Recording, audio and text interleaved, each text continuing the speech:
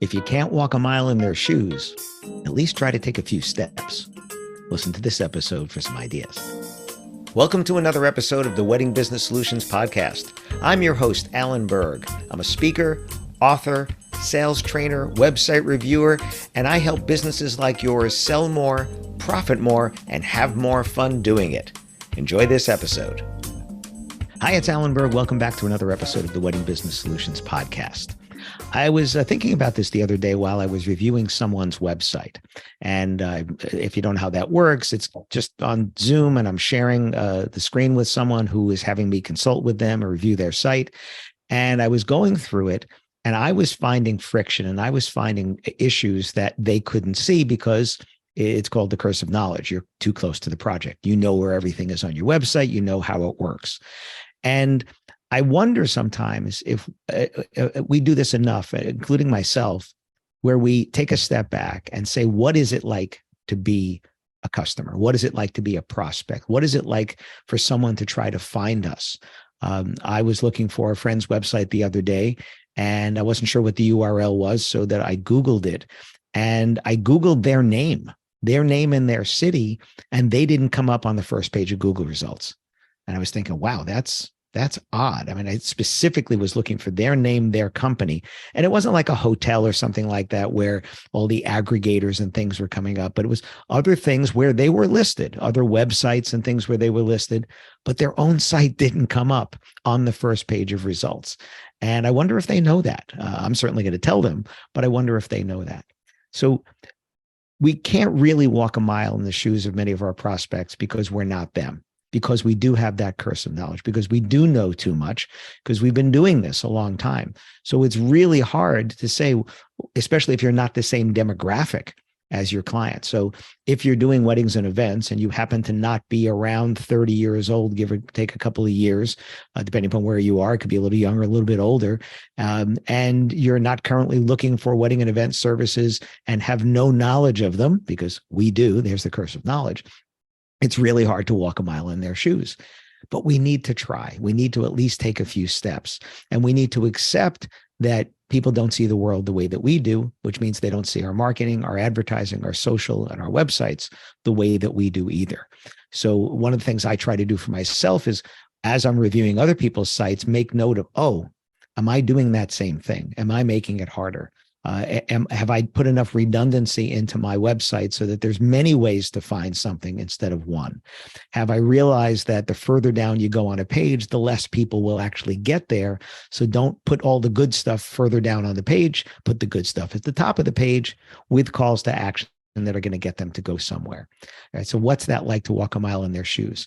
Another thing, I think I might have mentioned this on another episode, but I'm changing a doctor that I use because they're just making it too hard.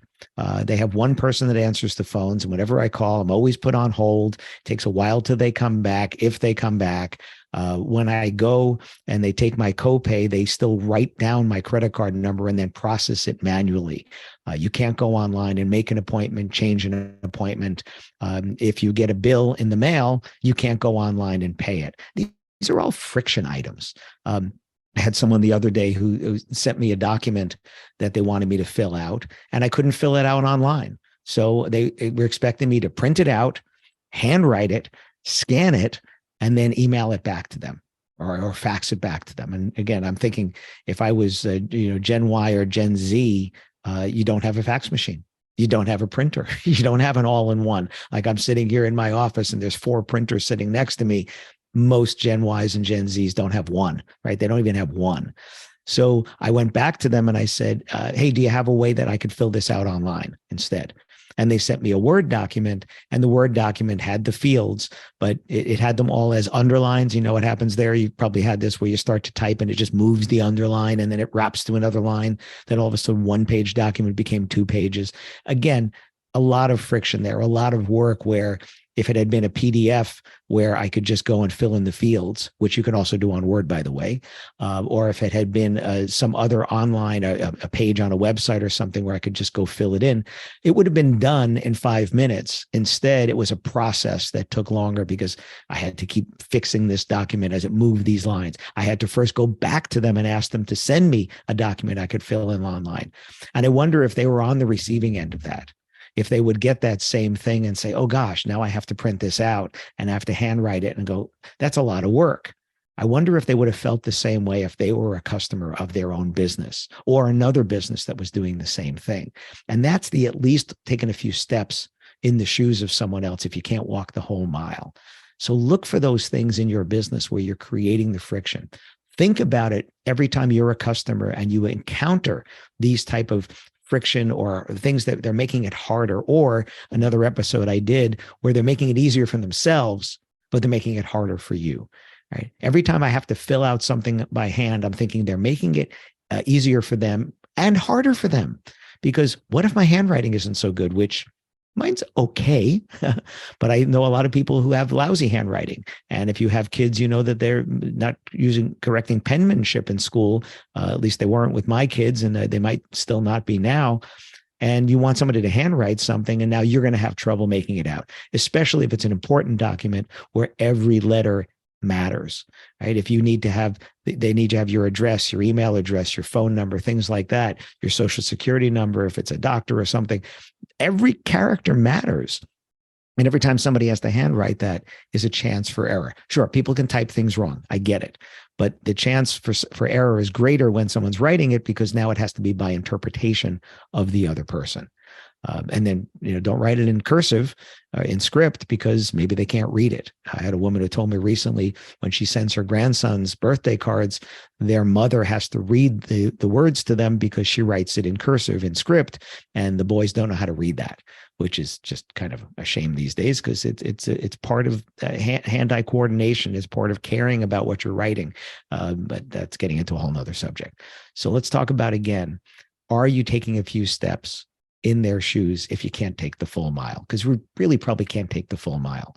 But think about the ways that we can make it easier or harder. I take payment when people are buying books or signing up for consultations at my trade show booths. And I have Square, which I would take on my phone. And Square has now made it that I can use a credit card and tap right onto my phone with no device, nothing plugged in, no device. That's taking away friction. And then Venmo comes along and says, hey, here's a QR code, and here's a little stand with that QR code. And I put that right in the booth, and people come along and go, oh, Venmo, great. And they scan the QR code and they pay just like that. Again, reducing the friction. And then yet you still go to other places and either they don't accept credit cards or it's just making it harder, right? So it's hard to do it, but it's important to do it. That don't worry if you can't walk the full mile, but try to take a few steps and try to go through the process, right? Fill out your own contact form. How many fields is that? And what does that do? How is that on a mobile device? I don't think many of you have done that, where you actually go to your own website, go to your own contact form on a mobile phone and try to fill it out and see what are those fields like, how easy it is to type, and what happens with those. That's one of those, taking a few steps there. I have a note in my calendar on the first of every month. I go and check my contact form because it broke. Was it last year or the year before? It had broken, and it could have been a few months. It wasn't working, but it was letting you fill it out, and you were getting a confirmation, but I wasn't getting the lead. So now on the first of every month, I get a reminder, and if I haven't gotten the lead in the last month, or at least in the last few weeks, I'll go fill out my own contact form and make sure it's working, right? That's just something I do for myself to reduce that friction, but also to make sure I'm getting those inquiries. Because if someone takes that time to fill it out, I want to get it. Wouldn't you? But what is it like to fill out your own contact form on a phone? So take a few steps if you can't take the whole mile. And I hope you don't find any friction, but I'm pretty sure you will. So I hope this helps. Thanks for listening. Thanks for listening to this episode of the Wedding Business Solutions podcast. If you liked it, please subscribe to this channel and post a review on your chosen platform, Apple Podcasts or whichever one. If you have any questions about anything in this episode or any of my episodes, email me directly at alan@weddingbusinesssolutions.com or visit my website, alanberg.com, ALANBERG.com. If you have any suggestions for future topics or guests that you'd like to see, please again email me or visit my website. Thanks for listening.